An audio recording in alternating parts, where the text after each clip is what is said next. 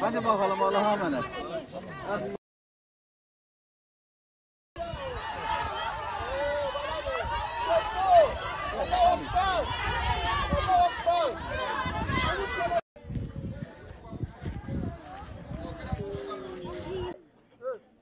Bismillahirrahmanirrahim. Umut Kervanı İnsani Yardım Vakfı olarak şu an Afrika'nın Uganda ülkesindeyiz. Kırtasiye yardımlarımız şu an tüm hızıyla devam ediyor. Şu an burada Uganda'da 2024-2025 eğitim ve öğretim yılının ilk günündeyiz. Buradaki öğrencilerimize kırtasiye yardımı yapıyoruz. Yani bu kırtasiye yardımımı yaptığımız zaman yani o sevinci, o mutluluğu görmeniz lazımdı. Hakikaten gözlerin içi gülüyordu.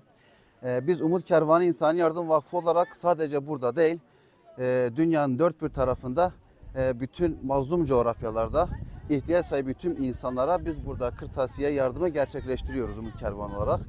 Şu an Uganda'dayız, bir köydeyiz. Arkamda gördüğünüz şu baraka bu bölgenin okulu. Öğrenciler şu arkamızda gördüğümüz barakaları sınıf olarak kullanıyorlar ve orada eğitim görüyorlar. Bu şekil olan dünyada mazlum coğrafyalarda bir sürü bölge var. Biz Umut Kervanı İnsani Yardım Vakfı olarak Allah'ın izniyle sizden almış olduğumuz vekaletler doğrultusunda, bağışlar doğrultusunda burada ihtiyaç sahibi olan tüm insanlara ulaşmaya çalışıyoruz.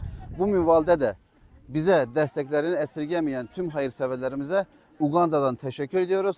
Allah-u Teala hepsinden razı olsun inşallah. Esselamu Aleyküm ve Rahmetullahi ve Berekatuhu.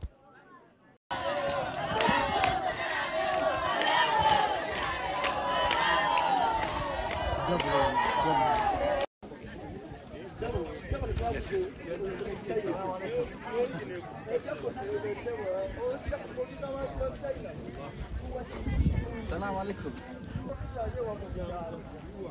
Selamun Aleyküm.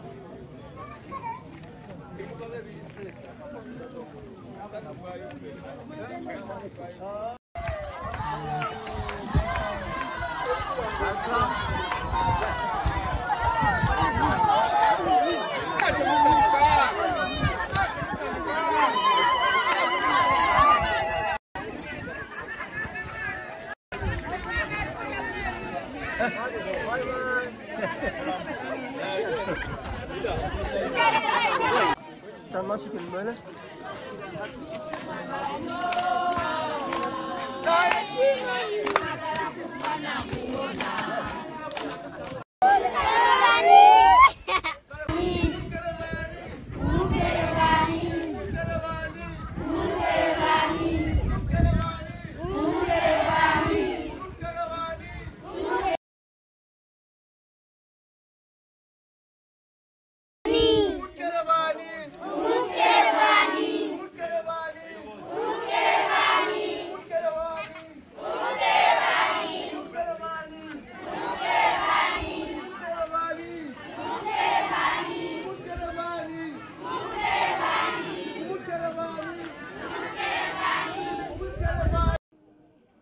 Teşekkür Umut Kervanı.